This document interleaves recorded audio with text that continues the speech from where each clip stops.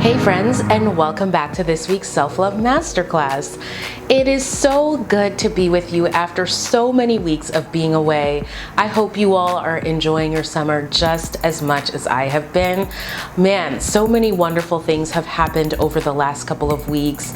I had my mom who recently got remarried. I've been spending a lot more time with family, and I've been just getting into meditation and sitting in silence and just creatively writing a lot more than I have in many years. So I'm feeling really good, and it feels great to be out here connecting with you in video format. So I know I have a lot of new subscribers even since the last time I posted a video. So I want to introduce myself again.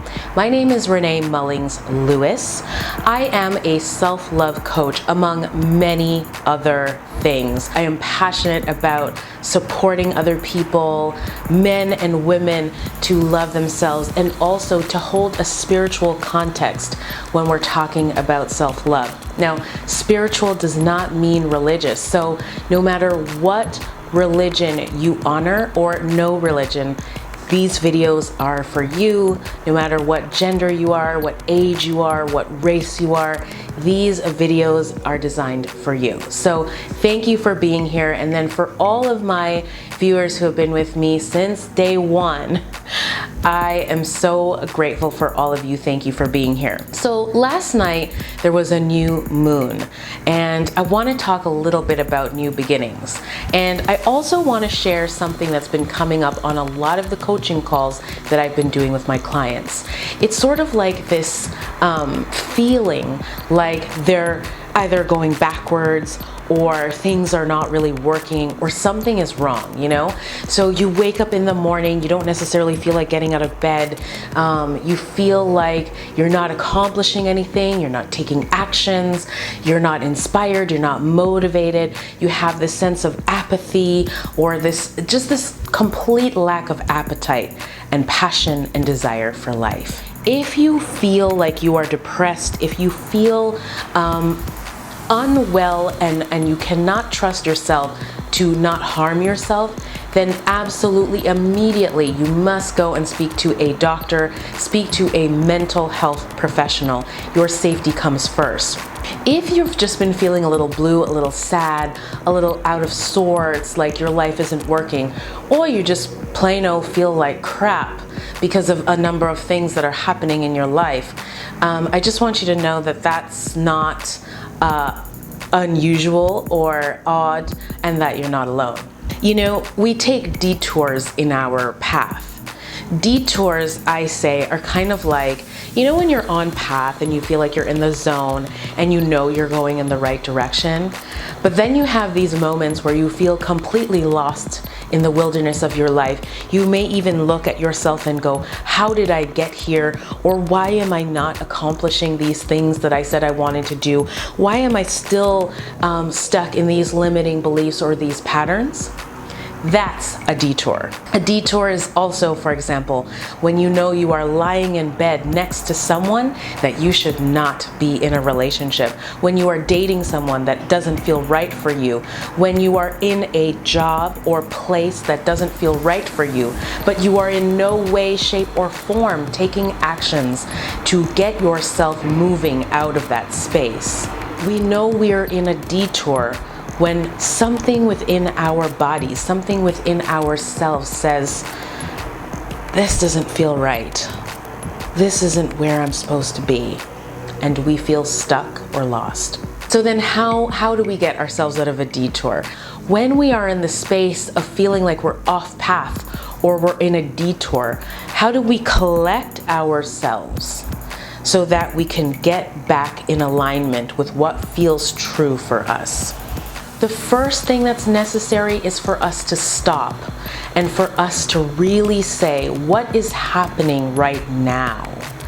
That means taking a look at your situation and seeing all of the things that feel off for you and honoring that it feels off for you.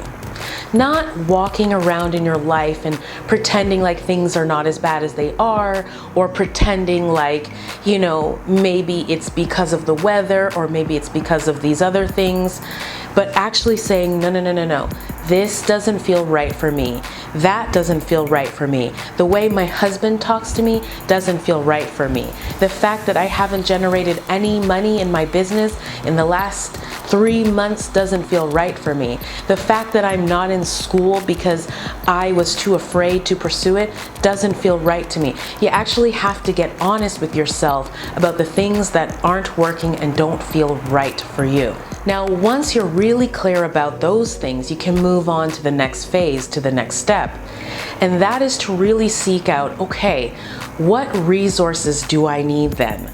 Whose support do I need? What conversations do I need to have so that I know my back is supported as I'm trying to lift myself out of this hole or put myself back on path?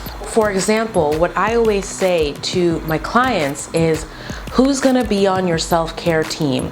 If you've been feeling like you've lost your sense of creativity or you've lost your connection to your body, who are the resources that you can bring on your team that will help you feel more comfortable with your body? Who can help you bring back that sense of creativity? If you've been feeling lost in the area of self-love, then you need someone that is a self-love person on your team. Someone that is either a self-love coach like myself, or maybe even someone that's a therapist, a counselor, or a minister. Now, obviously those different roles and designations do different things, but there's someone who's going to be able to support you emotionally at the very least. If you're having difficulty with food, nutrition, diet, and health, then it may be that you need to consider a naturopath, a holistic nutritionist, someone that does some form of energy healing like myself, like a Reiki master, to be on your team. But this is what you want to be looking at next, is who are the people that you need to have on your team. And then the third step is working your team, actually creating a plan to get back in action, to get you back to yourself. And obviously that will come once you've sort of like recruited or requested or put all those people on your team together. But those are the 3 initial things that you can do. Once you've got those things all together, then there's obviously a plan that you're going to work. It's going to be very custom to what you're dealing with, what your struggles are, what your personal patterns are, what your limiting beliefs are. But it's going to get you out of that sort of hole. And very quickly, you're going to have that sense of focus and clarity. And when you have focus and clarity, the motivation comes back, the desire comes back, the passion comes back, because we're not lost. If you are watching this video right now and you want a self-love coach on your support team, then you can email me, message me. All of my links are below, and I'd be happy to support you as a member of that team.